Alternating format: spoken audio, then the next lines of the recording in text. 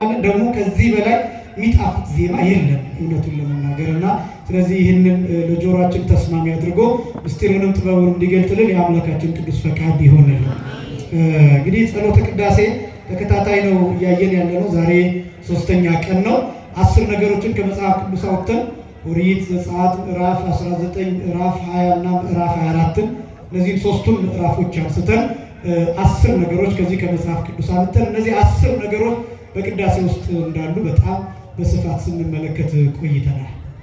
ሳምንት ዕለት የጀመርኩት ከዛሬ ጀምሮ የምንቀጥለው ጸሎተ ቅዳሴ የሚለው ቅዳሴ ብዙ ስሞች አሉት ብዬ ተናግሬያለሁ። ስርዓተ ቅዳሴ ይባላል፣ ጸሎተ ቅዳሴ ይባላል፣ ጸሎተ አኮቴት ይባላል፣ ጸሎተ ቁርባን ይባላል፣ ስርዓተ ቁርባን ይባላል።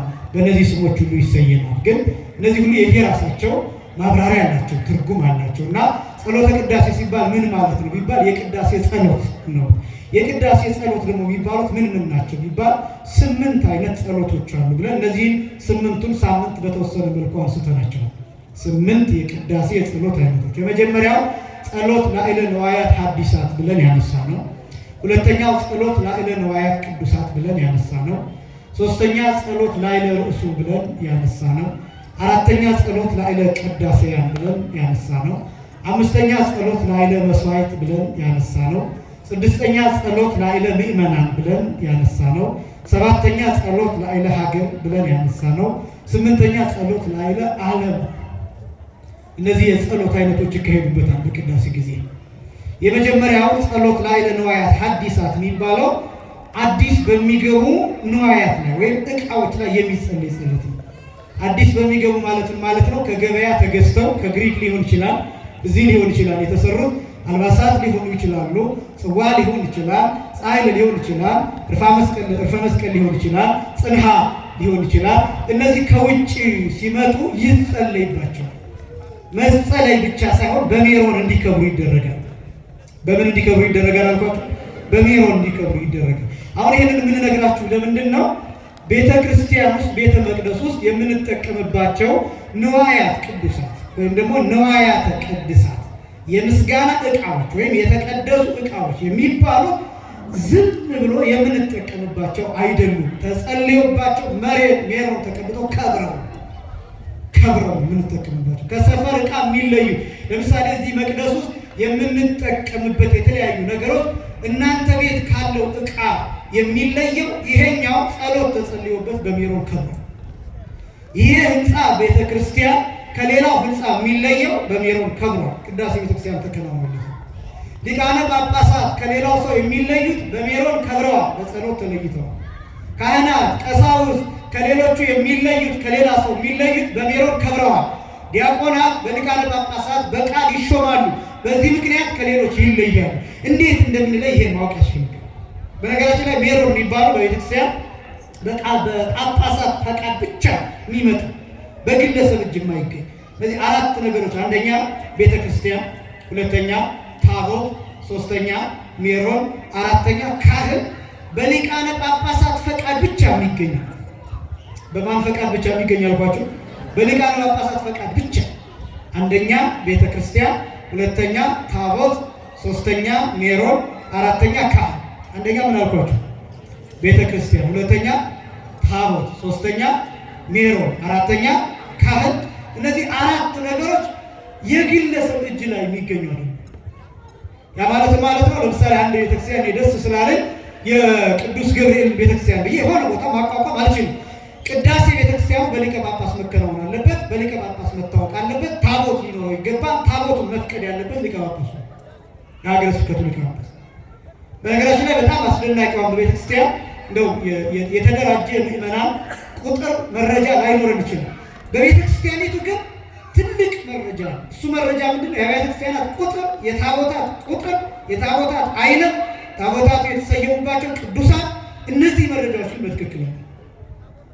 ለምሳሌ ሜሮኑ የሊቃነ ጳጳሳቱ በጸሎት ካዘጋጁ በኋላ ለየሊቀ ጳጳሱ እንደየ ሀገረ ስብከቱ ይሰጣል ሜሮኑ። ከዛ እነዚህ ሊቃነ ጳጳሳት የተከፋፈሉትን ሜሮን ለሀገረ ስብከታቸው በሚመለከተው አካል በኩል ይልኩታል። ሜሮኑ ምኑን አልኳችሁ? ሜሮኑ። ይሄ ሜሮን ቀጥታ የሚቀመጠው አጥቢያ ቤተክርስቲያን ውስጥ መንበሩ ላይ ነው የሚቀመጠው። ምኑ ላይ ነው የሚቀመጠው? መንበሩ ላይ ነው የሚቀመጠው። የግለሰብ እጅ ላይ አይቀመጥም። ከሌሎች ዕቃዎች ማስቀመጫ ጋር አይቀመጥም። የሚቀመጠው መንበር ላይ ነው። የሚቀመጠው መንበር ውስጥ ነው። ለምሳሌ ክርስትና ሲነሳ በ40 ቀን በ80 ቀን ክርስትና በሚነሳበት ጊዜ አንድ ጊዜ ይቀባል። በሥርዓተ ተክሊል ጊዜ አንድ ጊዜ ይቀባል። በቄሰ ገበዙ አዛዥነት መሰረት በዚያ መሰረት ብቻ ይከናወናል። ሜሮን እና ቅባ ቅዱስ ይለያያል። ሰምታችሁኛል? ሜሮን እና ቅባ ቅዱስ ይለያያል። ቅባ ቅዱስ ማለት የወይራ ዘይት ማለት ነው። ሜሮን ማለት ግን ሊቃነ ጳጳሳት ብቻ የሚያዘጋጁት ማለት ነው። ቅባ ቅዱስ የሚባለው የወይራ ዘይት የትም ሊዘጋጅ ይችላል። ለምሳሌ ኢየሩሳሌም የተዘጋጀ ተብሎ የሚጠራ ሊኖር ይችላል። ያ ቀጥታ እንደመጣ አገልግሎት ላይ አይውልም። ይጸለይበታል። የራሱ የሆነ የቤተክርስቲያን ስርዓት፣ የፈውስ ስርዓት የሚባል ስርዓተ ቀንድል የሚባል ስርዓት አለ። በእርግጥ ቤተክርስቲያን በደንብ ያልሰራችበት አንዱ ክፍል ይሄ። ለዚህ ነው ሌሎች ግለሰቦች በብዛት የሚጠቀሙበት። በዚያ ጊዜ የሚደረገው አንዱ ይሄ ቅባ ቅዱስ ማለት የቅዱስ ቅባት ማለት ነው።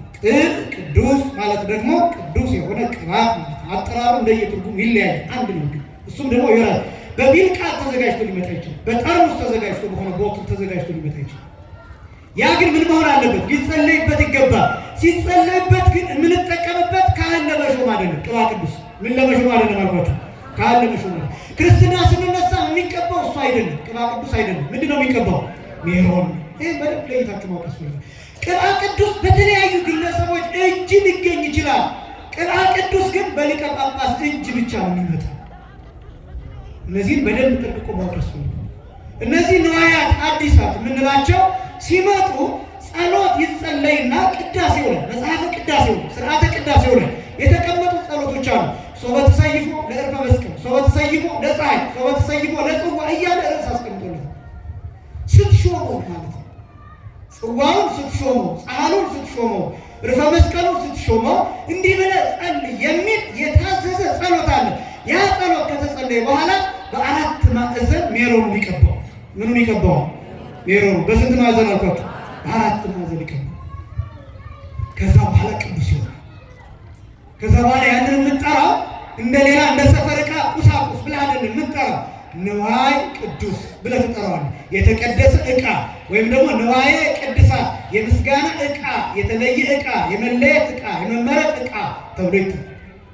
እነዚህ ንዋያት ሐዲሳት አዲሶቹ ገና ከገበያ ተገዝተው መጥተው በእነ ወለተ ማርያም በእነ ወልደ ማርያም ስጦታ ሲበረከት ዝም ብሎ እንደመጣ አገልግሎት ላይ አይውልም። ይጸለይበታል፣ ይባረካል፣ ሜሮን ይቀባል።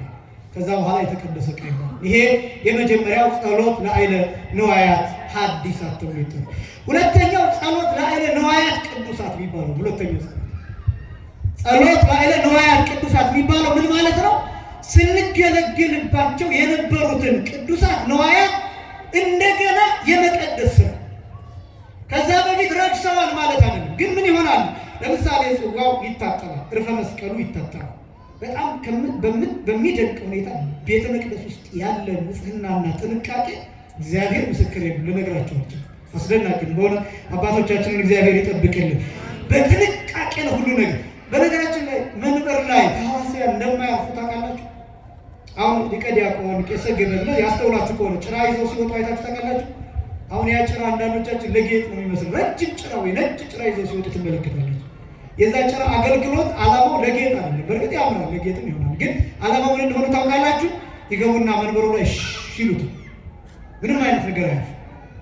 በተለይ ደግሞ በማህፈድ የሚጠቀለልበት ሰዓት አለ። ቅዱስ ሥጋው ክቡር ደግሞ ማህፈዱ በተነሳበት ሰዓት ምንም አይነት ተህዋስያን እንዳያርፉበት በጥንቃቄ ይጠበቃል፣ በጭራ ይጠበቃል።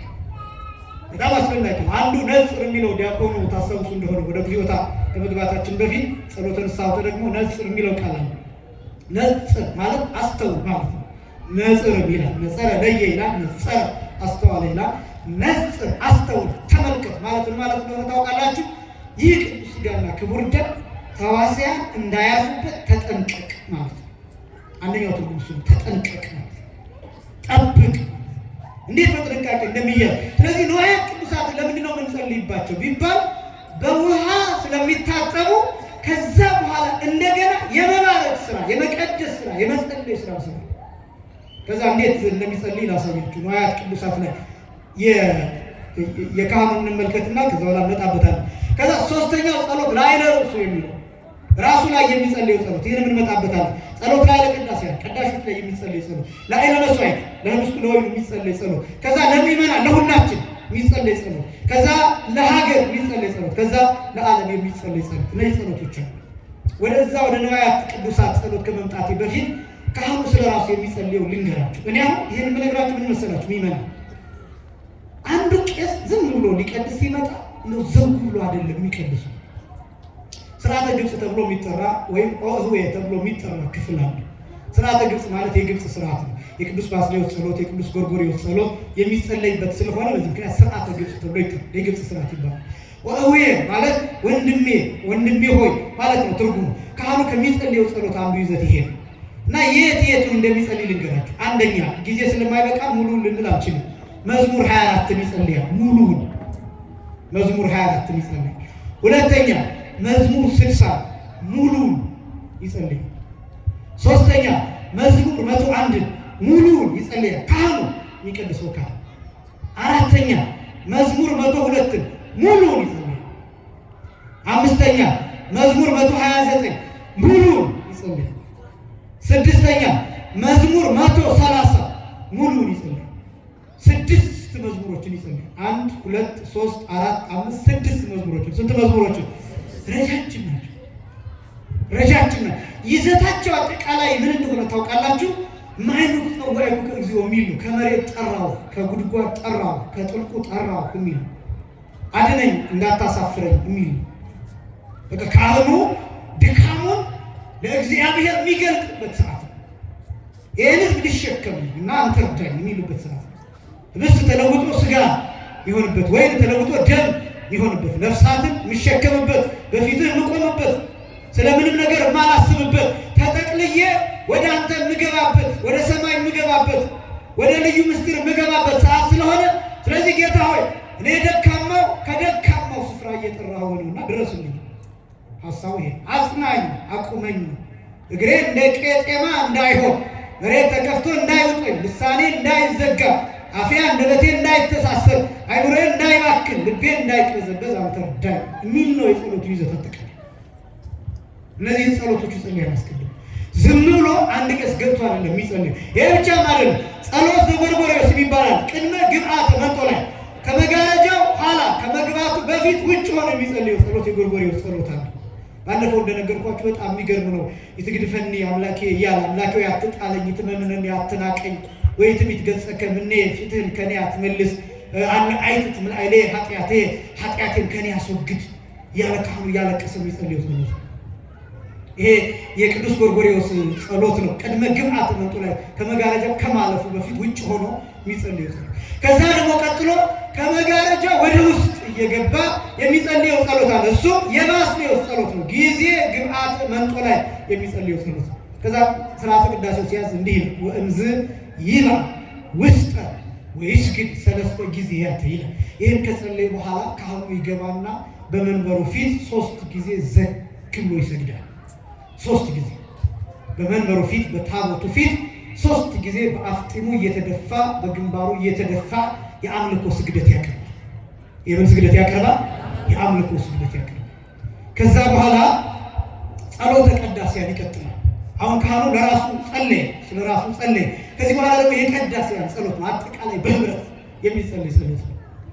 ይሄ በህብረት የሚጸለየው ጸሎት ልብሰ ተክህኖውን ከመልበሳቸው አስቀድሞ ከመሰየማቸው አስቀድሞ የሚጸልዩ ጸሎት ነው። በጣም ጥቂት 3 መስመሮችን ብቻ ላሳያችሁ እንዴት አስደናቂ እንደሆነ የሚጸልዩ ጸሎት መጽሐፈ ቅዳሴው ላይ ያለ እግዚአብሔር አምላክን አንተ ውእቱ ባሕቲትከ ቅዱስ ዘወሀብከነ ለኩልነ ቅድሳቲከ በኃይልከ ዘኢያስተርኢ ይላል። እንዳልኳቸው አሁን ቅዳሴያኑ ዝም ብለው ከውጭ እየሮጡ መጥተው አይደለም ቅዳሴ የሚገቡ። ውስጥ መጋረጃ ተዘግቶ እናንተ ማታያቸው ብዙ ዝግጅቶች አሉ። ሳምንት እንደገለጥኩላችሁ ከነዛ ዝግጅቶች አሉ። ይሄ ጸሎት ነው። ምን ማለት ነው? እግዚአብሔር አምላክን አንተ ውእቱ ባሕቲትከ ቅዱስ፣ አምላካችን እግዚአብሔር ቅዱስ አንተ ብቻ ነህ ነው። ምን አንተ ብቻ ነህ? ምን እያሉ ነው? ቅዳሴያኑ ሊቀደሱ ቢገቡ እነሱ በራሳቸው ግን በባህሪያቸው ቅዱሳን አይደሉም። ጠባያቸው ደካማ፣ ባህሪያቸው ደካማ። ስለዚህ ቅዱስ አንተ ብቻ ነህ። ማትሳሳት አንተ ብቻ ነህ። ነውር የሌለብህ አንተ ብቻ ነህ። ኃጢአት የሌለብህ አንተ ብቻ ነህ። ስለዚህ ያንተ የባህሪ ቅድስና እንዳለ ሆኖ ለእኛ የጸጋን ቅድስና እንድትሰጠን ደካሞች ብንሆን እንዳትቀስም ብሎ ቅዳሴያን በቤተ መቅደሱ ዙሪያ ይጸልያል፣ በመንበሩ ዙሪያ ይጸልያል። ቀጥሎ እንዲህ ይላል ዘወሀብከነ ለኩልነ ቅድሳቲከ በኃይልከ ዘኢያስተርኢ በማይታይ ኃይልህ ያንተን ቅድስና ለእኛ የሰጠህ ቅዱስ ሥጋውን ክቡር ደሙን ለእኛ የሰጠህ ቃልን የገለጥክልን መላእክት የሚያመሰግኑትን ምስጋና እኛ ቅዱስ ቅዱስ ብለን እንድናመሰግን የገለጥክልን አምላክ ሆይ ቅዱስ አንተ ብቻ ነው። ምን አንተ ብቻ ነው? ቅዱስ አንተ ብቻ ነው። ስለዚህ ለቅዱስና አብቃን የሚል ጸሎት ይጸልያል። አንደኛ። ሁለተኛ እወ እግዚኦ ንስእለከ ወናስተበቅዐከ አዎን አቤቱ አዎን ጌታ ሆይ እንለምንሃለን፣ እንማልድሃለን፣ እንማጽንሃለን ይላል። ለምን? ከመ ትፈኑ መንፈሰ ቅዱሰ ዲበ ዛቲ ቤተ ክርስቲያን በዚህ ቤተ ክርስቲያን ላይ መንፈስ ቅዱስን ትልክ ዘንድ። ማንን ትልክ ዘንድ?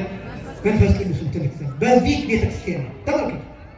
ቀጥሎ እንዲህ ይላሉ ወዲበ ዝንቱ ታቦት በዚህ ታቦት ላይ መንፈስ ቅዱስን ትልክ ዘንድ ወዲበ ኩሉ ንዋየ ቅድሳት ይሆን ዘይሰራ በላዕሌሆን ምስጢርከ ክቡር የከበረው ምስጢርህ የሚሰራባቸው የሚዘጋጅባቸው የሚከናወንባቸው የተቀደሱ ንዋያትን ሁሉ ትባርክ ዘንድ መንፈስ ቅዱስን ትልክ ዘንድ አቤቱ ጌታ ሆይ እንለምንሃለን ብሎ ይጸልያል። እግዚአብሔር ጸሎታቸውን ይሰማል፣ ንዋያቱን ይባርካል። ሁለተኛ። ሶስተኛ እንዲህ ይላል ወረስዮን እነዚህን ንዋያቱን አጠቃላይ ቤተክርስቲያን ግቢው ይህን ሁሉ ወረስዮን ከመሶበ ንጹሐተ ወቅዱሳተ ኮና ይትገበር በላዕሌሆን ምስጢረ አብ ወወልድ ወመንፈስ ቅዱስ። እነዚህ ንጹሐን ቅዱሳን በሆኑ ጊዜ በውስጣቸው የአብ የወልድ የመንፈስ ቅዱስ ምስጢር ይፈጸም ዘንድ። እስኪ በሉ የአብ የወልድ የመንፈስ ቅዱስ ምስጢር ይፈጸም ዘንድ። ምን ይል ዘንድ? ዓላማው ይሄ ነው። የቅዳሴ ዓላማ ምስጢረ ሥላሴ። ለዚህ ነው አሐዱ አብ ቅዱስ፣ አሐዱ ወልድ ቅዱስ፣ አሐዱ ውእቱ መንፈስ ቅዱስ። እነዚህን አዋጆች የምንናገረው ለዚህ ምስጢረ ሥላሴ የሚገለጥበት ነው። ምስጢረ ሥጋዌ የሚገለጥበት ነው። በነገራችን ላይ በቅዳሴ ውስጥ አምስቱም አዕማደ ምስጢራት የሚገለጡበት ነው። በጣም አስደናቂ ነው። በኋላ እናየዋለን። ቅዳሴ በስንት እንደሚከፈል ወደ መሀል ስንገባ እንመለከተዋለን። የቅዳሴን ክፍሎች እናያለን።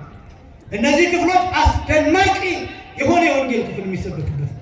እኔ ሁልጊዜ የምመኘው ቅዳሴ በምታስቀድሱበት ሰዓት እነዚህ ነገሮች ገብተዋችሁ አሁን እንዲህ እየተባለ ነው፣ አሁን እንዲህ እየተባለ ነው ብላችሁ ከግምት ወጥታችሁ እርግጠኛ ሆናችሁ ለራሳችሁና ልታድኑት ይዛችሁት ለመጣችሁት ሰው በትክክል አስተርጓሚ እንድትሆኑ ነው የምፈልገው። የግድ ዜማውን እንድትችሉት አይደለም። በነገራችን የግድ ጊዜው ተሳለም ሳምንት እንዳልኳችሁ በዜማ እንድታንቆለጳጵሱት እንድታሳምሩት ምናምን አይደለም። ከሆነ እሰየው ደስ ይለኛል። ግዴታ ግን አይደለም። ግን እግዚኦ ተሳለን ነው የሚለውን እንድትሉት ነው የምፈልገው በንባብ ነው። ከዛ ምን እንደሆነ እግዚኦ ተሳለን ስትሉ ምን እያላችሁ እንደሆነ ይሄ ትርጉሙ ምን እንደሆነ በሕይወታችሁ ምን አይነት ጥቅም እንደሚሰጣችሁ እንድታውቁትና ለሌሎች አብራርታችሁ መናገር እንድትችሉ እሱን ማድረግ ነው የኔ ምኞት። ስለዚህ የአብ የወልድ የመንፈስ ቅዱስ ምስጢር የሚፈጸምበት ነው። ይዜኒ ወዘልፈኒ ወለዓለም ዓለም አሜን። ይሄ ጸሎተ ቅዳሴያን በህብረት ነው። የቅዳሴያን ህብረት ጸሎት ይባላል። ይሄ ጸሎት ላይ ለርሱ አየን። በንዋያት እነዚህ ሁለቱም ተመለከትን። ሐዲሳት ቅዱሳት፣ የቅዱሳትን ወደፊት ገና እንመለከታለን። የሐዲሳቱን ተመለከትን። ራሱ ላይ የሚጸልዩን ጸሎት አየን። ቅዳሴያን በህብረት የሚጸልዩትን ጸሎት ተመለከትን። ከዛ ጸሎት ለአይለ ኩሉ ነዋየ ቤተ ክርስቲያን ይላል። አጠቃላይ ቅዳሴው ላይ ጥቅም ላይ ለሚውሉት ንዋያት በሙሉ ጸሎት ይደረጋል። ምን ይደረጋል አልኳችሁ? ጸሎት ይደረጋል። ለምሳሌ የማህፈዱ ላይ ጸሎት ይደረጋል። ጻሕሉ ላይ ጸሎት ይደረጋል። ጽዋው ላይ ጸሎት ይደረጋል። ርፈ መስቀሉ ላይ ጸሎት ይደረጋል። መሶበ ወርቅ ላይ ጸሎት ይደረጋል። ሙዳየ ዕጣን ላይ ጸሎት ይደረጋል። ጽንሐው ላይ ጽንሐህ ላይ ጸሎት ይደረጋል። ታቦቱን እያስተካከለ መንበሩን እያስተካከለ እየሸፈነ በጋረጃው ተዘግቶ እያዘጋጀ የሚጸልይ ጸሎት አለ። ካዘጋጀ በኋላ እንደገና የሚጸልይ ጸሎት አለ። እነዚህ ሁሉ ጸሎቶች አሉ። ምን ማለታቸው? እነዚህ በጣም ባጭሩ ለምሳሌ ማህፈድ የሚባሉ ማህፈድ ማለት ግምጃ ጨርቅ ማለት ነው። ቀጥታ ስትተረጎም ጨርቅ ማለት ነው። እነዚህ ማህፈዳት ጥቅማቸው ምን እንደሆነ ታውቃላችሁ? ስጋውና ደሙ የሚጠቀለልባቸው የሚሸፈንባቸው ናቸው። ስጋውና ደሙ የሚያርፍባቸው የሚቀመጥባቸው ማህፈዶች ይጸለይባቸው። ተራ ጨርቆች አይደሉም፣ ቅዱሳት ናቸው። ለምሳሌ እንዲህ ብሎ ይጸለያል። አንዱን ብቻ ዋናው ነው የምነግራችሁ። ለትረድ እዴከ ወኃይለ መለኮትከ ለኃይለ እሉ አልባስ ዘይከድሙ ሥጋከ ቅዱስ ይል። ለትረድ እዴከ ማለት እጅህ ትውረድ ማለት ነው። ምንህ ትውረድ ማለት ነው? እጅህ ትውረድ።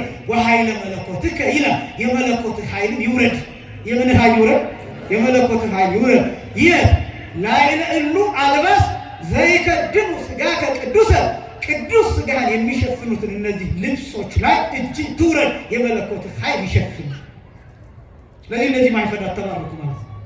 እዚህ ማይፈር ላይ ስጋው ይቀመጣል። እዚህ ማይፈር ላይ ስጋው ይቀመጣል። እነዚህ ማይፈዳት በቁጥር ብዙ። ይሄ ብቻ ማለት ነው። የማንነግራችሁ ምስጢራት ይኖራል። እንዳልኳችሁ ለእናንተ የምንነግረው ውስጥ የሚቀር ደግሞ ይኖር።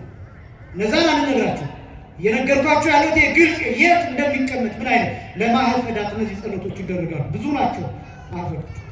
ሁለተኛ ለጻሕሉ ጸሎት ይደረጋል። ጻሕል ማለት መሰላችሁ ቅዱስ ሥጋውና ክቡር ደሙ የሚያርፍበት ማለት ነው። ጻሕል የሚባለው በነገራችን ላይ የሚመከረው እነዚህ ነዋያት በዚህ ስማቸው መጥራት ነው። በዛ ነው። ሌላ አማርኛ ቃል ማልነግራችሁ ለዛ ነው። ጻሕል የሚባለው እሱ። ለምሳሌ ልክ ልትቆርቡ ስትመጡ አውድ የሚባለው ይዘውት የሚወጡ እዛ ውስጥ ደግሞ ሥጋው የሚቀመጥበት አለ። ያ ዕቃ ጻሕል ተብሎ ይጠራል። እንዲህ ይላል ካህኑ ሲጸልይ ግበር እዴከ ቅዱሰ ላዕለ ዛቲ ጻሕል፣ በዚህ ጻሕል ላይ ቅዱስ እጅህን አስቀምጥ ይላል። ቅዱስ ምንህን አስቀምጥ? አያቸው የጌታ እጅ እዛ ላይ ይቀመጣል። የጌታ እጅ እዛ ላይ ይቀመጣል። የጌታ እጅ ላይ ሥጋው ይቀመጣል። የጌታ እጅ ላይ ደሙ ይቀመጣል። ስለዚህ ቀጥታ የምንቀበለው በካህኑ በኩል ከራሱ ከክርስቶስ እጅ ነው። ሥጋውና ደሙን የምንቀበለው አስደናቂ። ክርስቶስ የካህኑን እጅ ያደርገዋል። የካህኑን አንደበት ያደርገዋል። የካህኑን ልሳን ያደርገዋል። የካህኑን አካል ያደርገዋል። ይቆጣጠራል። ምንም አይነት ኃጢአት የሰራ ይሁን ካህኑ። በዚያ ሰዓት ግን ክርስቶስ ሰውየውን ይጠቀምበታል። እንደ ጉጠት ይጠቀምበታል። ማደሪያ አድርጎ ይጠቀምበታል። እንደ ታቦት ይጠቀምበታል። ስለዚህ ቀጥታ ሥጋውና ደሙን የምንቀበለው ከማን ነው ቢባል ከክርስቶስ እጅ ነው የምንቀበለው። ምክንያቱም የካህኑን እጅ አድርጎ የሚሰጠን ክርስቶስ ስለሆነ፣ መስዋዕቱ የክርስቶስ ስለሆነ እዚህ ነው እጅህን እዚህ ላይ ያለ። ይቀጥላል። ጽዋ የሚባለው ዲያቆኑ ደሙን ይዞበት የሚወጣው አኩቶ ሲል ይዞት የሚታየው እሱ ነው ጽዋ የሚባለው። ጽዋ ማለት ቀጥታ ትርጉሙ መጠሪያ ማለት ነው። ጽዋ ጠራ ከሚለው የግዕዝ ግስ የወጣ ነው። ጽዋ ማለት መጠሪያ፣ መጠራሪያ፣ መሰብሰቢያ ማለት ነው። ተጠርተን መጠን የምንቀበለው ማለት ነው። ይህንንም ሲጸልይ እንዲህ ይላል ግበር እዴከ ቅዱሰ ላዕለ ዝንቱ ጽዋ፣ ቅዱስ የሆነውን እጅህን በዚህ ጽዋ ላይ ጨምረው። በዚህ ጽዋ ላይ ምን አድርገው? ጨምረው። ቅዱስ የሆነ ምንህን? እጅህን ስትቀበል ከዲያቆኑ እጅ አይደለም የምትቀበለው። ቀጥታ የሚታይህ የዲያቆኑ እጅ ሊሆን ይችላል። ነገር ግን በዲያቆኑ እጅ በኩል እነሆ ለኃጢአት ስርየት ለይቅርታ የሚፈሰው የአዲስ ኪዳን ደሜ ይህ ነው ብሎ የተናገረው ጌታ ነው። ያን ደም ቀጥታ የሚሰጥ እንደሱ ማመን ያለበት እንጂ እንደኛ ኃጢአት እንደኛ ርኩሰት ማመን ከባድ ነበር በእውነት። ነገር ግን እግዚአብሔር ቸር ስለሆነ የእኛን እጅ አድርጎ ለእናንተ ይሰጣል። ይገለጥ የለ እግዚአብሔር፣ ድንጋይን አናግረው የለ እግዚአብሔር፣ አህያ እንድትናገር አድርጎ የለ እግዚአብሔር። የሚገለጥባቸው መንገዶች ብዙ አይደሉም። በእኛ የሚገለጥና ይሰጣችኋል። ፍላጎታችሁን፣ ጥማችሁን ያረካላችኋል። የተመኛችሁትን ምግብ እሱን ይሰጣችኋል፣ ያጠግባችኋል። ከዛ ጸገብነ እግዚኦን በረከተ ቤትከ፣ ከቤት በረከት ጠገብን እያላችሁ እናንተ ደስ ብሏችሁ ትመለሳላችሁ። ለምን? ቀጥታ የጌታ እጅ ነው የሚሰጣችሁ ያን ሥጋና ያን ደም። ስለዚህ እጅህን ጨምር ተብሎ ይጸለይበታል ነው ያለው። ርፈ መስቀሉ ላይ እንደዚህ ርፈ መስቀል የሚባለው የመስቀል እርፍ ማለት ነው ቀጥታ ሲተረጎም። ይቺ ደሙን የምንጠጣበት አማርኛውን ላለመናገር ነው፣ እሷ ነች እርፈ መስቀል ተብላ ምትጠራ። አንዳንድ ቦታ በገጠሪቱ ክፍል ሌላ ይኖር ይችላል። አንዳንድ ቦታ ጫፏ ላይ መስቀል አለ። ለምን እርፈ መስቀል ተባለ ቢባል እርፍ ታውቃላችሁ? እርፍ የሚያቅሰው አለ። የከተማ ልጆች ላይ ያውቁ ይችላሉ። እርፍ ከማረሻና ከሞፈር ጋር ከወገል ጋር ከድግር ጋር የሚገናኝ ነው። እርፍ ዋናው ጌታ ሲናገር አልፎ ዘርፈ ወይ ሀረስ ድሪተ እርፍ ይዞ ወደ ኋላ የሚያርስ የለም ማለት የመስቀል እርፍ ይባላል። ይሄን የመስቀል እርፍ የያዘ ሰው በተቻለ መጠን ወደ ኋላ አይልም። በተቻለ መጠን ወደ ኃጢአት አይመለስም። እንድትሳቀቁ አይደለም፣ እንድትጨነቁ አይደለም። ወደ ኃጢአት ከተመለሳችሁ እንደገና ንስሐ ገብታችሁ ወደ ሥጋው ደግሞ መቅረብ ነው። ደጋግሜ እንደገለጠ ግን በተቻለ መጠን ያን እርፍ የያዘ ሰው ወደ ኋላ አይመለስም። እርፈ መስቀል ይባላል። ምክንያቱም ይሄ ደም የተገኘው መስቀል ላይ ስለሆነ በዚህ ምክንያት የመስቀል እርፍ ተብሎ ይጠራል። መሶበ ወርቅ የወርቅ መሶብ ህብስቱ የሚቀመጥበት፣ ሙዳየ ዕጣን ነው የሚቀመጥበት። ባለፈው እንደነገርኳችሁ ጸሎተ ዕጣን የሚባል መጽሐፍ አለ ራሱን የቻለ ስለ ዕጣን ጸሎት የሚደረግበት መጽሐፍ ነው። ለምሳሌ ቅዳሴ ሲቀድሱ አይታችሁ እንደሆነ አንዱ ዲያቆን በአንድ እጁ መብራት ይዝና በአንድ እጁ ሙዳይ ይዞ አይታችኋል። እንደ መሶብ አይነት ነገር አይታችሁ ዕጣን ይዞ የዕጣን ጸሎት አለ ራሱን የቻለ። ከዛስ ሊቀ ጳጳስ ፓትርያርኩ ካለ ወደ ቅዱስ ፓትርያርኩ ይሄዳል። ዕጣኑ በየጊዜው እየተባረከ ፓትርያርኩ ያነሱና ዕጣኑን ጽንሐው ላይ ይጨምራል። ሊቀ ጳጳስ ከሆነ ሊቀ ጳጳስ፣ አስተዳዳሪ ከሆኑ አስተዳዳሪ ከሌለ ራሱ ካህኑ ጸልዮ ዕጣኑን የሚበቃውን ያህል አንስቶ ጽንሐው ላይ ይጨምራል። አስቀድሞ የሚዘጋጁ 5 የሚባሉ ቆቆር ዕጣን ተብሎ የሚጠሩ 5 አብያን ወይም አበይት ዕጣኖች አሉ። እነዚህ በየራሳቸው ይሄ በእርግጥ ለእናንተ ሊከብድ ይችላል። አገልግሎት ላይ የሚውሉ 5 ዕጣኖች አሉ። በእነዚህ 5 ዕጣኖች መሀል እነዚህ ደቃቅ ዕጣኖች ይጨምራሉ። ያ ሲጨስ ይፈውሳል። ያ ዕጣን ሲጨስ በእግዚአብሔር ፊት ይሸታል። የጸሎት መልስ ያሰጣል። አምላካችን ጸሎታችንን እንዲሰማን የሱ ቅዱስ ፈቃድ ይሆንልን። ሙዳየ ዕጣን ጽንሐ ደግሞ ተብሎ የሚጠራ ካህኑ ይዘው የሚያጥኑበት ጽንሐ ይባላል። አጸንህሃ አሻተተ። ጽንሐ ማለት ማሻተቻ ማለት ነው። ማለት የዕጣኑ መዓዛ የሚቀርብበት፣ በሌላ አገላለጽ ሻኩራ የተባለ ይጠራል። ጽንሐ ይባላል። እሱ ጸሎት ይደረግበታል። ሌላ ታቦቱን እየሸፈነ በማህፈድ እየሸፈነ መጋረጃውን ዘርቶ መንበሩ ላይ የሚጸልየው ጸሎት አለ። ከዛ በኋላ ካህኑ የሚጸልየው ጸሎት አለ። ከዚህ በኋላ ደግሞ ያለው ቀኖና ቅዳሴያን ይባላል። ለቅዳሴያን በዕለቱ ለሚቀድሱ የሚሰራ ቀኖና፣ አጠቃላይ ለቀዳሾች የሚሰራ ቀኖና፣ የማይለወጥ ቀኖና አለ። በእርግጥ ይሄ በሚበዛው መናገር ነው እንጂ ይሄ ቀኖና የቀዳሾች ብቻ ሳይሆን የአስቀዳሾችም ቀኖና ነው። መጨረሻ ላይ እነግራችኋለሁ። አንደኛው የቀዳሾች ቀኖና ከባድ ነው። በነገራችን ላይ ይሄን የምናገረው አሁን የቀዳሾቹ ለምን ለቀዳሾቹ አትናገርም ብትሉ፣ እንዳውም ይሄ ትምህርት በብዛት እየደረሰ ያለው እየቀደሱ ላሉ ሰዎች ነው። ለምን አንዳንዶቹ ሲሳደቡ ሁሉ እያየኋቸው፣ ባለፈው ገሰጽ አድርጌ ነበርና ግድ ነው ያመሰገንኩበትም ጊዜ ያለ አይደለ? እንደ ጊዜ ግብሩ እናመሰግናለን፣ እንደ ጊዜ ግብሩ ደግሞ እንገሰጻለን። ወደፊት እንደውም ይቀጥላል ቤተክርስቲያን። እንደው ይሄ ስርዓቱ እየተበላሸ ዝም ብለን መቀጠል አይገባም። ቢያንስ እንደው ባንጠብቀው እንኳን ስርዓቱን እየተናገርን እንደው ይሄ ነበር ማለትም እኮ አንድ ነገር ነው። እንደው በእውነት አባቶቻችን እኮ እንዲህ ይሉት ነበር ማለት ራሱ ትልቅ ነገር ነው። እና አሁን በጣም የተቸገርነው ከተማ ውስጥ በኋላ የመጣው ነገር እንደው ዋና ስርዓት ሆኖ ያኛው አረ እንደዚህ ነው ስትሉ ደግሞ ከየት የመጣ ነው ትባላላችሁ ማለት ነው። እና በጣም ከባድ ፈተና ውስጥ ነው ያለነው። እና ስለዚህ ይሄን የምናገረው በብዛት ይሄ ቪዲዮ እየደረሰ ያለው የተወሰኑ አገልጋዮች ጋር ጭምር ስለሆነ የግድ ሆኗል እንደዛ። ምክንያቱም ዘለፍከን እኮ የሚሉ ሰዎችን አይቻሉ። በጣም ሰደብከን እናርገን ነው ያሉ ዲያቆናት ሁሉ አሉና ስለዚህ የምናመሰግንበት ጊዜ ያለ። በዚሁ አጋጣሚ ደግሞ ህጉም እንዲደርስ እንፈልጋለን። የቅዳሴ ስርዓት የመጀመሪያው ስርዓተ ቤተክርስቲያንንና ህግጋትን ጠንቅቀው የተማሩ መሆን አለባቸው ይላል መጽሐፍ ቅዱስ።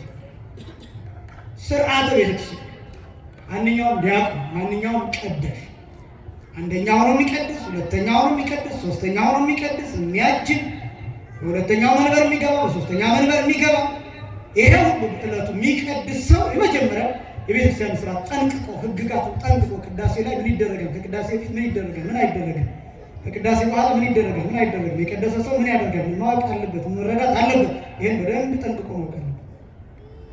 ቀሳውስት ፍትሐ ነገሥት እንደሚናገረው 4ቱን ወንጌላት ትርጓሜ ያወቁ መሆን አለባቸው ነው የሚሉት ፍትሐ ነገሥት። 4ቱን ወንጌላት ትርጓሜ መልእክታቱን አይደለም ራዕየ ዮሐንስ ነው ካወቀ ሰይ 4ቱን ወንጌላት ግን ግዴታ ማቴዎስን፣ ማርቆስን፣ ሉቃስን፣ ዮሐንስን በቁሙ አይደለም ትርጓሜያቸውን ማወቅ አለበት ነው የሚሉት። ስርዓቱን ማወቅ ስላለባቸው በጣም ከብዙዎች ጋር የምንጋጨው በዚህ ምክንያት ስለሆነ ቢያንስ ለመጠየቅ እንኳን ፈቃደኞች አልሆኑ በጣም ብዙዎች ናቸው። ለመስማት ፈቃደኞች ባይሆኑ ብዙዎች ናቸው። የሚሰሙ አሉ፣ እናመሰግናቸዋለን። የሚያከብሩ አሉ፣ እናመሰግናቸዋለን። በጣም ሌት ተቀን መጽሐፍትን እያነበቡ የሚፍጨረጨሩ በጣም ደግሞ ሊቃውንት የሆኑ እንደው ዝም ስላሉ እንጂ በጣም ብዙ አባቶች አሉ። እነሱ እግዚአብሔር ይጠብቅልን። ባለፈው እንዳልኩት ግን እንዲሁ የሚኖሩ ደግሞ ናፍታ ነገሥቱ የሚያዘኝ ስርዓቱ የሚያዘኝ ስርዓተ ቤተክርስቲያን ማለት የቤተክርስቲያን ስርዓት ራሱን የቻለ ኮርስ ነው። ለምሳሌ ሰንበት ትምህርት ቤት ይሰጣል። ስርዓተ ቤተክርስቲያን የቤተክርስቲያን ታሪክ ይሰጣል። የመጽሐፍ ቅዱስ ጥናት ይሰጣል። የነገር ሃይማኖት ይሰጣል። አሁን ሰንበት ተማሪው ራሱ ቤተክርስቲያን ውስጥ ገብቶ ከሚቀድሰው በላይ የሚያውቁ ብዙዎች ናቸው። ይሄ አሳፍሪ ዘመኑ አሁን ዝም ብለን የምናልፍበት ጊዜ አይደለም። የምናውቅበት ጊዜ፣ የምንጠየቅበት ጊዜ፣ መልስ ስናጣ ማፈሪያ ምን ሆነበት ጊዜ ነው። ሌሎች የምግባር ውድቀቶች እነሱ ቀስ እያሉ ሊስተካከሉ ይችላሉ። ግን ስንጠየቅ ስለቤተክርስቲያን አባ አሐዱ ቅዱስ ማለት ነው ተብለን ስንጠየቅ ይሄ ምን ማለት ነው ተብለን ስንጠየቅ መመለስ መቻል፣ ዘመኑን መዋጀት መቻል ግዴታ። ስለዚህ አንዱ ቅዳሴ የሚገባ ሰው በዕለቱ የሚመረመረው የቤተክርስቲያን ስርዓት እንግዳ ሊሆን ይችላል። ከሌላ ቦታ ለምሳሌ ተጋብዞ የመጣ ሊቀድስ የመጣ ሰው የቤተክርስቲያን ስርዓት ያውቃል አያውቅም? ሊቀ ጳጳሱ ይጠይቁታል፣ አስተዳዳሪው ይጠይቁታል፣ ቄሰ ገበዙ ይጠይቀዋል። ስለ ቅዳሴ ምን ታውቃለህ? ስለ ምስጢራት ለምሳሌ በፊት የሚጠየቁ ጥያቄዎች ነበሩ። አንድ ሰው ዲያቆን ነኝ ካለ ዲያቆን ለመሆኑ የሚጠየቅ ጥያቄ አለ። ይሄን አሁን ልነግራችኋችሁ እናንተ አልነግራችሁም። ምክንያቱም ይሄን የሚያውቁት ዲያቆናት ብቻ ናቸው። ዲያቆን ነኝ ካለ አንድ ሰው የግድ የዲቁና መታወቂያ ካርዱን ማሳየት አይጠበቅበትም። ዲያቆን ነኝ ካለ ምስጢራዊ ተብሎ ይጠየቃል። መጀመሪያ አዋይቻለሁ ካለ የሚጠየቅ ጥያቄ አለ፣ የውስጥ ምስጢራዊ ጥያቄ አለ። ያ ጥያቄ ይጠየቅና ያን ከመለሰ ዲያቆን ነው። ያን ከመለሰ ቤተ መቅደስ ገብቶ አገልግሎ፣ ያን ከመለሰ የውስጡን ስርዓት የውስጡን ምስጢር ያውቃል። እነዚህ ጥያቄዎች ይጠይቃሉ። ቀሳውስት የሚጠየቁት ጥያቄ ዝም ብሎ ቄስ ነኝ ስላለ ብቻ ነው የሚገባው። እነዚህ ናቸው የቤተክርስቲያን ስርዓት፣ የቤተክርስቲያን ሕግጋት፣ ምስጢራት የሚባሉ እነዚህን ማወቅ ያስፈልጋል። አንደኛው ቀኖና ማለት ሕግ ስርዓት ነው። ሁለተኛ የሚቀድሰው ካህን የሚያደርጋቸው ስርዓቶች አሉ። ልብሰ ተክህኖን ከመልበሱ በፊት አንድ ጊዜ ወደ ታቦቱ ይሰግዳል። ወዴት ይሰግዳል? ቅድም ያልኳቸው ብቻ ነው። ከውጭ ወደ ውስጥ ሲገባ በታቦቱ ስንት ጊዜ ይሰግዳል ብያቸዋል? 3 ጊዜ ይሰግዳል። አሁን ደግሞ ልብሰ ተክህኖን ከመልበሱ በፊት ልብሰ ተክህኖ ይዞ ለታቦቱ አንድ ጊዜ ይሰግዳል። ከዛስ ደግሞ ወደ ቀሳውስቱ ይዞርና አብረውት ወደሚቀድሱት ቀሳውስት ወይም አብረውት ወደሚቀድሰው ቄስ ይዞርና አንድ ጊዜ ይሰግዳል። ስንት ጊዜ ይሰግዳል? አንድ ጊዜ ይሰግዳል። ከዛ እንደገና አብረውት ወደሚቀድሱት ዲያቆናት ይዞርና አንድ ጊዜ ይሰግዳል። ስንት ጊዜ ይሰግዳል? አንድ ጊዜ ይሰግዳል። ከዛ አሁንም ወደ ህዝቡ ይዞርና አንድ ጊዜ ይሰግዳል። ስንት ጊዜ ይሰግዳል? አንድ ጊዜ ይሰግዳል። ይህን ስርዓት ያከናውናል። ለምን እንደዛ የሚያደርገው? ስግደቱ ይቅርታ መጠየቅ ያስቀየምኳችሁ ካለ የሚል ያው ቀሳውስት ደግሞ ይጣላሉ ብላችሁ እንዳታው ጠብ ስላለ ብቻ ሳይሆን በተለያየ ምክንያት አስቀይሚያችሁ ከሆነ ምን በሉ ይቅር በሉኝ ብሎ መጀመሪያ ካህኑን ይጠይቃል ወይም ቀሳውስቱን ይጠይቃል። ከዛ ቀጥሎ ዲያቆናቱን ይቅር በሉኝ ያስቀየምኳችሁ ካለ። ምክንያቱም ከዛ በኋላ ሰውየው ሌላ ሰው ነው የሚገባበት ዓለም ሌላ ዓለም ነው። የሰማይ ምስጢር ነው። መንፈሳዊ ዓለም ነው። ረቂቅ ነው። እነዚህ ዓለማት ውስጥ ነው የሚገባው። ስለዚህ ይቅርታ ጠይቆ ነው የሚገባው። ለራሱ ሲልም ጭምር ነው በነገራችን ላይ። ምክንያቱም የሚገባበት እሳት የሆነ ስርዓት ነው። ፍም ውስጥ ነው የሚጣደው። ሳምንት እንደነገርኳችሁ እሳት ውስጥ ነው የሚቆየው። ተጥዶ ነው የሚቆየው። መስቀል ላይ ነው የሚቆየው። ቅዳሴ የመስቀል ምሳሌ ነው እያልኩ የነገርኳችሁ። ጌታ በመስቀል ስንት ሰዓት ቆይቷል? 3 ሰዓት ቆይቷል። እነዚያ 3 ሰዓታት የቅዳሴ ሰዓታት ጌታ በመስቀል ላይ የቆየባቸው ሰዓታት ምሳሌ። ጌታ በመስቀል ላይ ምን እየሆነ ነው የቆየው? የቃተተ አይደለም፣ መከራ እየተቀበለ ደሙን እያዘራ እየጮኸ አይደለ የቆየው። ቄሱም እንደዛ ነው የሚቆየው፣ ዲያቆኑም እንደዛ ነው የሚቆየው፣ ቀዳሾቹም እንደዛ ነው የሚቆየው። ስለዚህ እዛ እሳት ውስጥ ምጣድ ውስጥ ሊገባ ነው። በዚህ ምክንያት ይቅርታ ይጠይቃል። ወደ ህዝቡ ዙሮ ስለምን ይቅርታ ይኸውላችሁ ቢመናል ይቅርታ ትጠየቃላችሁ። የቤተክርስቲያን ስርዓት አስደናቂ እናልኳችሁ። ለካህኑ ዋስትና እየሰጡ አይደለም። ኃጢአት እንዲሰራ ቄሱ ዲያቆኑ ኃጢአት እንዲሰራ ቢሰራም ችግር የለም እያሉ ዋስትና እየሰጡ ያ ለካህናት ስልጠና ሲሰጥ ራሱን የቻለ ሌላ ወቀሳ አይኖርም። ግን እያልኳችሁ ያለው ካህኑ ወደ እናንተ ዙሮ ይሰግዳል። ምን እያላችሁ መሰላችሁ? ይቅርታ እየጠየቃችሁ ነው። በምግባር ተሳስቼ አይታችሁኝ ከሆነ ይቅር በሉኝ፣ ወድቄ አይታችሁኝ ከሆነ ይቅር በሉኝ፣ ሰክሬ አይታችሁኝ ከሆነ ይቅር በሉኝ፣ ማይሆን የማይገባ ስራ ሳደርግ አይታችሁኝ ከሆነ ይቅር በሉኝ፣ ይልቁንም ጸልዩልኝ ብሎ እናንተን ይቅርታ እየጠየቃችሁ። እናንተ ይቅርታ ታደርጋላችሁ አታደርጉም? አትሰሙም። በነገሩ ይቅርታ ሲጠይቃችሁ አትሰሙም እንጂ ደግነቱ አንዳንዶቻችሁ አባቴ ልቡን ሰርተው ምናምን ነው የምትሉት አይደል? እንደው ይውጣል ሁላ ልትሉ ትችላላችሁ። እግዚአብሔር ግን መሐሪ ነው። የሁላችንም ኃጢአት ተሸክሞ በእውነት ስለ ቸርነቱ ክብርና ምስጋና ለስሙ ይሁን። አመስግኑት እግዚአብሔር። ስግደቱ ይህንን የሚያሳይ ነው። ይሄ ቀኖና ቅዳሴ። ሁለተኛ ሶስተኛ ልብሳቸውን አስቀድመው ይለኩ ይላል። የሚለብሱትን ልብስ አስቀድመው ይለኩ ይላል። እንደኔ አጭር የሆነ ሰው አጭር ልብስ መፈልግ አለበት። ከዛ ረጅም ልብስ መርጬ ከሆነ ለምሳሌ ረጅሙን ልብስ ከለበስኩት በኋላ ማውለቅ አልችልም፣ ተሰፋ። ክርስቶስ መስቀል ላይ ከተሰቀለ በኋላ ቆይ አንዴ አልተመቸኝም ችንካር ቆይ አንዴ ብሎ ወርዶ መልበስ ማለት ነው፣ መሰየም ማለት ነው።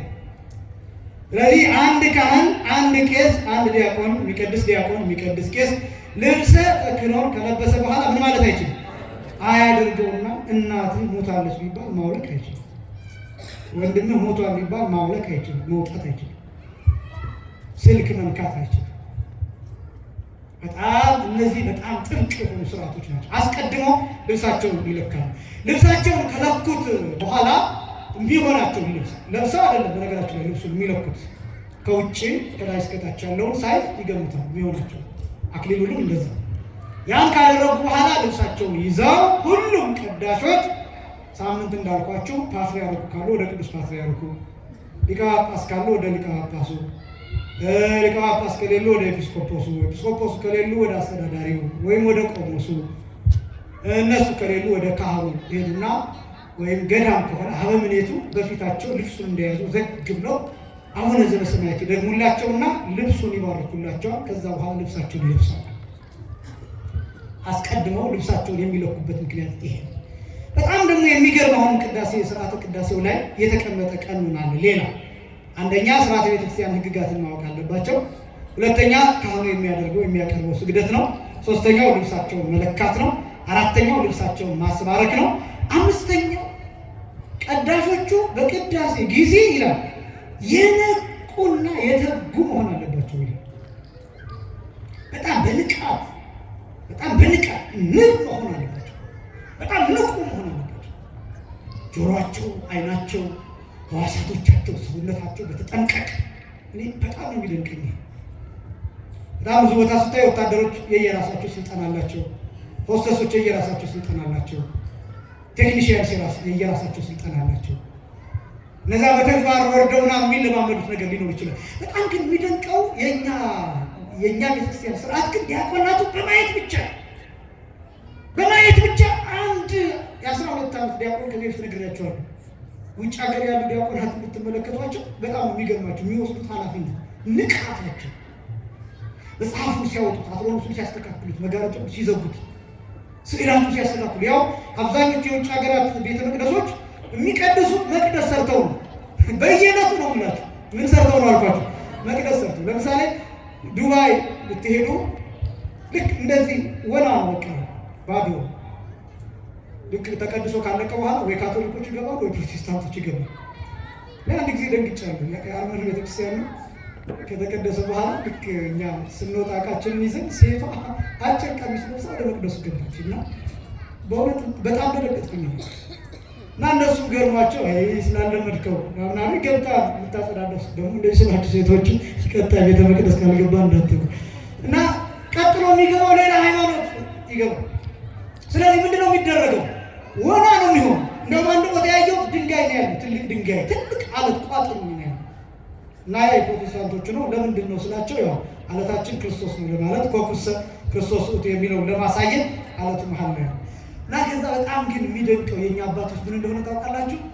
አለቱን መንበር አድርገው ታቦቱን እዛ ላይ አድርገው ይቀድሳሉ። ክብርና ምስጋና ለአምላካችን ይሁን። በእውነት በጣም አስደናቂ። እነሱ ስለሌላ ነገር የሚያደርጉት የኛ አባቶች በታቦቱ ባርከው ምንም ነገር ቢሆን በታቦቱ ከተባረከ ቅዱስ ይሆናል። ምን ይሆናል አልኳችሁ? በጸሎት ምን ይሆናል? ቅዱስ። በአገልግሎት ምን ይሆናል? ቅዱስ። እዛ ላይ ልጆችን ታያላችሁ። እዛው ተወልደው ያደጉ አፋቸውን በአገሩ ቋንቋ ይፈቱ።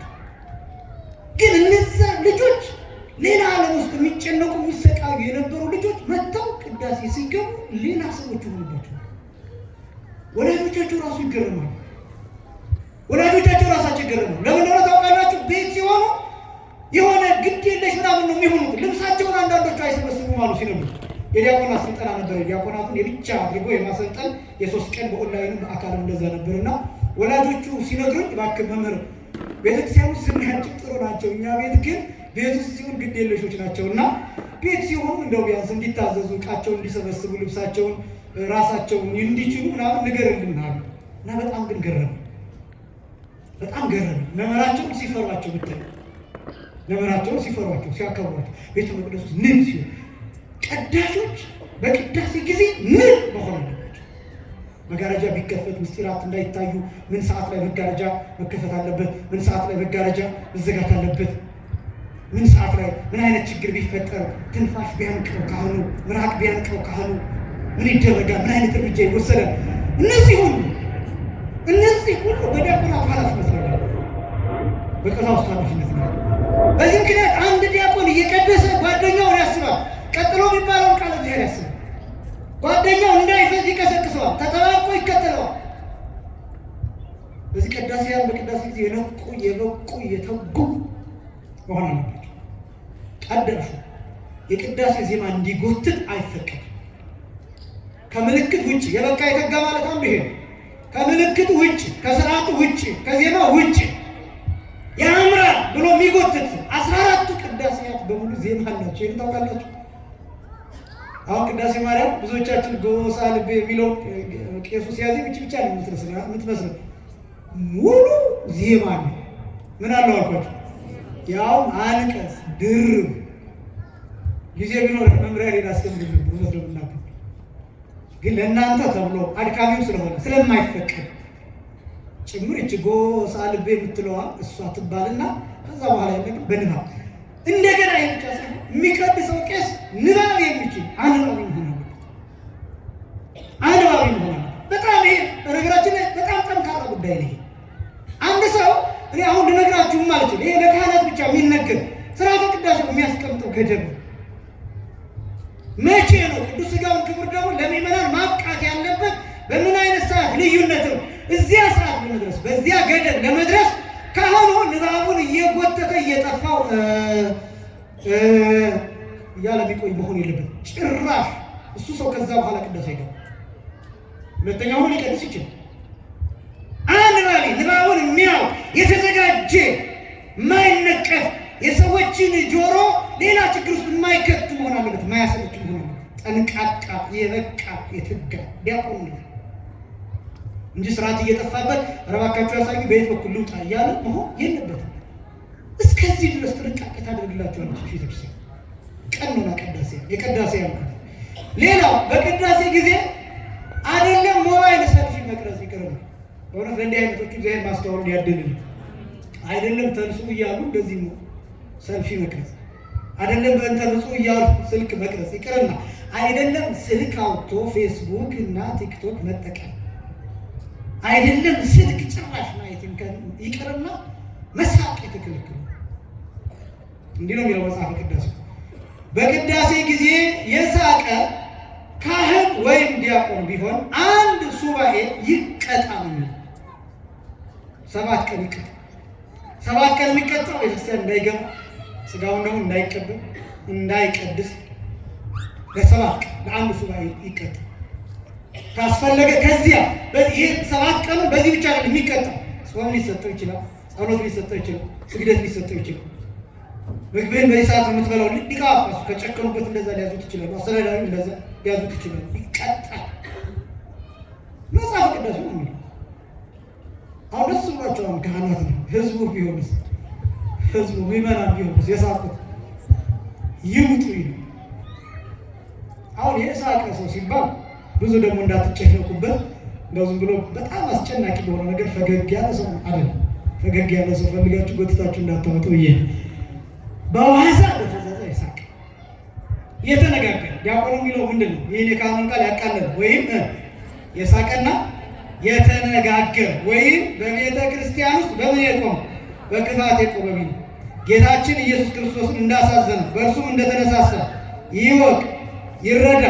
ስለ በረከት ፋንታ ምንም መርገም፣ ስለ ኃጢአት ስርየት ፋንታ ምንም ገሃነመ እሳትን ከማን ዘንድ ይቀበላል? ከሰይጣን አይደለም። ከማን ዘንድ ይቀበላል? እግዚአብሔር ዘንድ ይቀበላል። እግዚአብሔር ይፈርድበታል ማለት ነው። ምክንያቱም ይሄ የሰይጣን ድርሻ ነው። አንድ ሰው በእግዚአብሔር ቤት ሆኖ እግዚአብሔር ፊት ሆኖ በመጨረሻው ቅዱስ በሆነ ቦታ ይሄን ሚል ከሆነ በእውነት ለፍርድ ተላልፎ የተሰጠ በስላቅ በዋዛ በፈዛዛ በጨዋታ ባለፈው የህዳር ቅዱስ ጊዮርጊስ ላይ ህዳር 7 ማለት ንግስ ነበር አይደለም እና ያኔ እኔ በእውነት አንድ እንግዳ መጣው። ትልቅ ማከብራቸው እንግዳ ናቸው ከቤተ ክህነትና ያው ቅዳሴው ቁርባን ወጥተው በአጋጣሚ እሳቸው በዛ ሰዓት ገቡና ከዛ ሰላም ተባብለን እንዳጋጣሚ አንድ ጥያቄ ተነስቶ በዛ ለካ ሳናውቀው ጮክ ብለን እያወራን እና መላከ ፀሐይ አስተዳዳሪያችን ማለት ነው መላከ ፀሐይ በቀለ መጡና ከባው ውጡ፣ ወሬ ከፈለጋችሁ ውጡ ነው። ይሄ ወሬ ቦታ ነው፣ የጸሎት ቦታ ነው። በእውነት እግዚአብሔር ይጠብቅልን። እንዲህ አይነት አባቶች ናቸው የሚያስፈልጉ። እና እኔ ሰውየውን ድርቅ ብለን ከዛ በኋላ በእውነት ጸጥ ብለን ቆየ። ትክክለኛው እሱ ነው። ነገራችን ቦታው የጸሎት ቦታ የሚሳቅበት ለጨዋታ የሚቆይበት ቦታ ይሄ በጣም መጠንቀቅ ያስፈልጋል። እና አንድ ምዕመን ቅዳሴ ላይ በዋዛ በፈዛዛ በከንቱ ነገር ቢስቅ ቢሳለቅ ቢጫወት ቃለ እግዚአብሔርን ረስቶ አንዳች ነገር ቢያደርግ ይውጣል። በዕለቱ ስጋውን ደግሞ ለመቀበል ተዘጋጅቶ እንኳን ቢመጣ ይከልከል። መጽሐፈ ቅዳሴ የሰራው ስራት ነው። ካህን ቢሆን ዲያቆን ቢሆን ስንት ቀን ይቀጣል? የእናንተ ስንት ቀን? ታድላችሁ። ምዕመን መሆን መታደል ነው ብያቸዋለሁ ባለፈው። ስለዚህ የሳቀ ይሄ ብቻም አይደለም። በጣም ብዙ ስርዓቶች አሉ። እንዳላስጨንቃቸው ብቻ እነዚህን ነገሮች የቀኖና ቅዳሴ የሚባለው ይሄ ነው። ከዛ በኋላ ወደ ቤተልሔም መሄድ። ወደ ቤተልሔም ሄደው ከዛ እንዴት ይመለሳሉ? እነማን ናቸው የሚሄዱት? ቁጥራቸው ስንት ነው? እነዚህን ነገሮች ካየን በኋላ እምነበሃ የሚለውን ትርጉም ተርጉመን ገና ስለሆናችሁ ዜማውን ስለምታጠኑ እነሱን ትርጉሞች ተርጉመን ወደሚቀጥለው ክፍል እንሄዳለን ማለት ነው። ቤተልሔም ምንድን ነው? ወደ ቤተልሔም የሚሄዱት እነማን ናቸው? ከቤተልሔም ምን ይዘው ይመጣሉ? እዛ ቤተልሔም ሲመጡ ምን እያሉ ይመጣሉ? እዛ ደግሞ ቤተ መቅደስ ውስጥ ምን ይከናወናል? ለእናንተ የሚሆነው ሌሎቹ ምስጢራት ሳይሆን እነዛን ነገር እናይና ያው ዜማውን እያጠናችሁ ዜማውን ደግሞ በንባቡ እየተረጎምን እያብራና እንቀጥላለን ማለት ነው። እኔ በዚሁ መርሃ ግብሩን ልምራው። ቀጥታ መመሪያ ሬዳ ሆኑ ወደ ጥናቱ ይቀጥላል። እምነበሃም አሁን ይልላችሁና እንደ ቅድሙ በደንብ አድርጎ ያስከልሳችሁና ከዛ መስቀል አብርሃም ቃኝ አንድ ጊዜ አዘልቋችሁ ይመሽባችኋል። አንድ ጊዜ አዘልቋችሁ ከዛ በኋላ የመርሃ ግብራችን ፍጻሜ ይሆናል። አሁን ቀጥታ ወደ